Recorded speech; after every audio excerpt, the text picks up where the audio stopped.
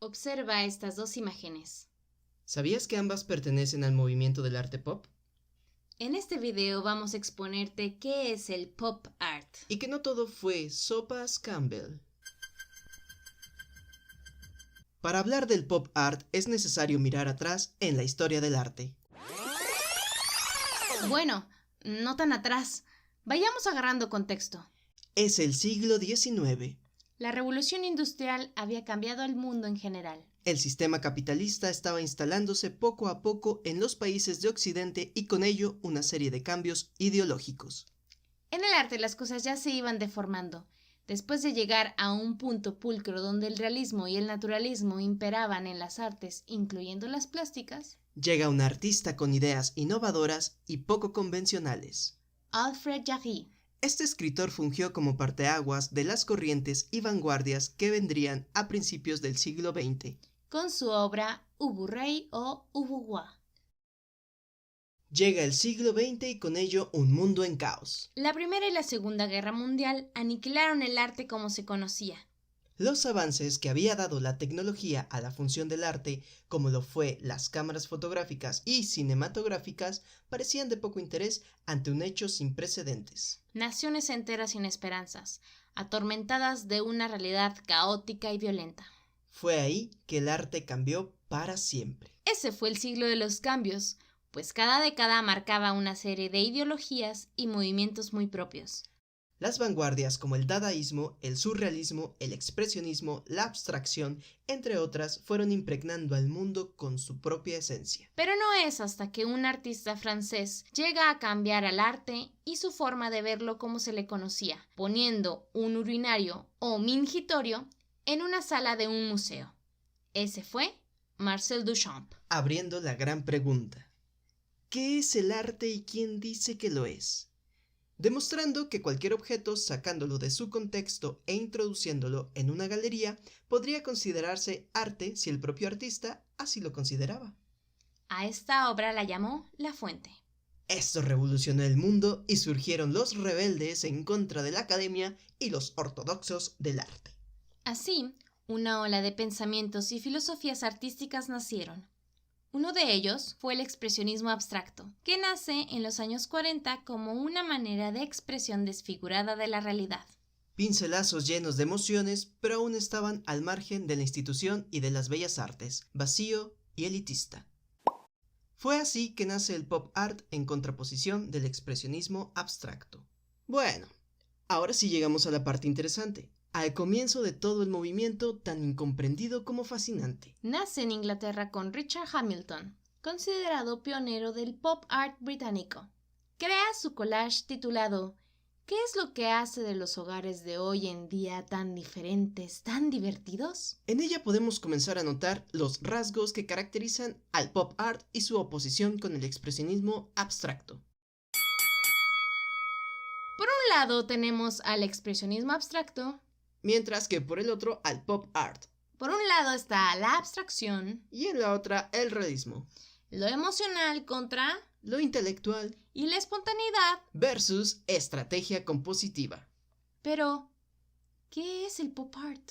No es un término estilístico, sino un término genérico para fenómenos artísticos que tienen que ver de forma muy concreta con el estado de ánimo de una época. El término en inglés pop se designa a popular, pueblo o masa, populis, populacho, es decir, algo que cuenta con la aceptación general. Los hábitos de conducta y consumo de la sociedad de masas fueron estudiados por los sociólogos y utilizados en un sistema de marketing, acomodación de las modas y actitudes en masa. Ok, esto lo hace un poco más difícil de entender y apreciar, puesto que para algunos son pegotes de revistas, imágenes contrapuestas y colores chillantes, pero es más que eso. El arte pop es el reflejo de una sociedad que estaba repleta de publicidad. Es una crítica directa a la sociedad de consumo y te vamos a decir por qué. ¿Qué ves ahí? Un montón de latas de sopas Campbell de diferentes contenidos. ¿Esto es arte? ¿Qué quiere decirnos Andy Warhol con esto? Duchamp, al ver esto, dijo: cuando alguien toma 50 botes de sopa Campbell y los lleva al lienzo, ¿no nos interesa el punto de vista óptico? Lo que nos interesa es el concepto que pretende llevar al lienzo con 50 sopas Campbell. El pop art trata de reflejar varias cosas. Una visión irónica de lo que consideramos arte. Una perspectiva cruda de la realidad dentro del consumismo. Que como sociedad vale más lo que a simple vista se percibe. El producto de la marca. Envase más que contenido. El exterior garantiza el interior. La influencia de la mercadotecnia y los medios publicitarios fueron aspectos que marcaron la época de los 60. Lo kitsch y los souvenirs, las historietas cómicas, las novelas baratas, la literatura sci-fi y la telemanía fueron motores para este movimiento. La imagen de la mujer como objeto vendible, el reparto de papeles, lo cliché y lo modelo son fuertemente criticados, exaltando la liberación sexual, la emancipación de la mujer y las nuevas estructuras profesionales. Mantiene el equilibrio entre las eufóricas perspectivas de progreso de una época y las catastróficas pesimistas. Los términos de los valores hermoso, bueno, auténtico se convierten en palabras huecas intercambiables e inflacionarias ante la creciente comercialización dentro de la realidad social. Las reglas de la civilización condicional, las imágenes de los hombres y las cosas, la naturaleza y la técnica. Pop es una consigna ingeniosa, irónica y crítica, una réplica de eslogans de los medios de masas. Lo trivial aumenta su valor. ¿Y por qué potencializar al medio publicitario que tanto critican? Es ahí el juego de sarcasmo, ironía y sátira con la que juega el pop art. Este nuevo lenguaje de realidad cruda y desmesurada es lo que hizo al movimiento como es, atroz. Una proximidad entre vida y arte tan evidente, palpable y general. Absolutamente occidental, condición capitalista y tecnológica de la sociedad industrial. Surgiendo un estilo desnudo y mecanizado, de series reproducidas que enlaza directamente con el mundo de la publicidad. Richard Hamilton, en su obra Still Life o Naturaleza Muerta, nos muestra una manera divertida de esa literalidad intelectual. Nos muestra lo que parece un microondas, en un ambiente tranquilo, como un jardín.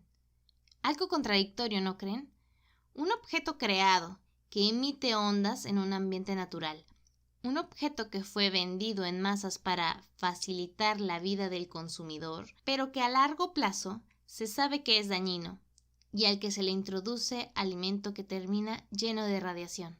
La imagen de industria del consumo, los envoltorios, las stars de los medios de masas no solo se fueron convirtiendo en el contenido del arte y en temas de investigación, sino también en objetos coleccionados por museos. Los orígenes del arte pop se encuentran en el dadaísmo, en la poca importancia puesta en el objeto de arte final y en el uso del collage y el fotomontaje. El manifiesto de este arte es el ser completamente instantáneo y totalmente efímero. Es por esto que la mayoría de las obras son vagamente recordadas y se tiene como símbolo fuerte a Andy Warhol. Pero hubo más artistas como él que revolucionaron a su modo al arte con este gran pop. Richard Hamilton. Habíamos comentado a este gran personaje, reconociéndolo como pionero, pero ¿qué nos presentó en su obra Just What It Is It That Makes Today's Home So Different, So Appealing? Este collage fotográfico ataca directamente a la sociedad de consumo, al culto al cuerpo, al erotismo, a la publicidad y a la tecnología doméstica que intentan disimular una sociedad vacía de contenido y que tan solo elogia lo superficial y la apariencia. Introduce ya elementos típicos como el televisor, el magnetófono o el póster de una viñeta de cómic. Roy Lichtenstein. Lo más característico son sus composiciones salidas directamente de las viñetas de los cómics, que son ampliaciones de los personajes de los dibujos animados, reproducidas a mano con la misma técnica de puntos y los mismos colores primarios y brillantes que se utilizan para imprimirlos. Por ejemplo, Good Morning Darling, Now, Me Petit pour la France o Wham!, donde la técnica del cómic aparece mucho más remarcada del arte. Describió así la deshumanización que practican los modernos medios de comunicación de masas. En Lata de Sopa Campbell, Warhol convierte un objeto de uso cotidiano, una sopa de tomate, en un ícono de la cultura pop. Realizó numerosos retratos como los de Mick Jagger, Jackie Kennedy, Elizabeth Taylor o Marilyn Monroe, de la que hizo una serigrafía basada en un original fotográfico de su rostro, donde desfiguraba a estas estrellas reflejando la decadencia de las mismas.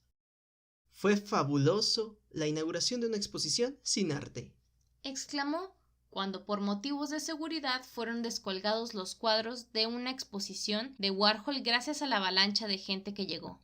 A nadie le importó en lo más mínimo que los cuadros hubieran sido descolgados. El método de Warhol se basaba en la reacción y la acción permanentes, los límites entre producción, producto y reproducción, entre imagen, copia y objeto representados son difusos. Lo característico de su obra es el camino, el más corto posible, de la realidad al cuadro.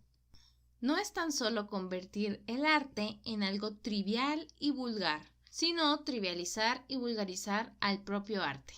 Así que, si alguna vez pensaste que el pop art es trivial y banal, pues estabas en lo correcto, pero ese era el propósito.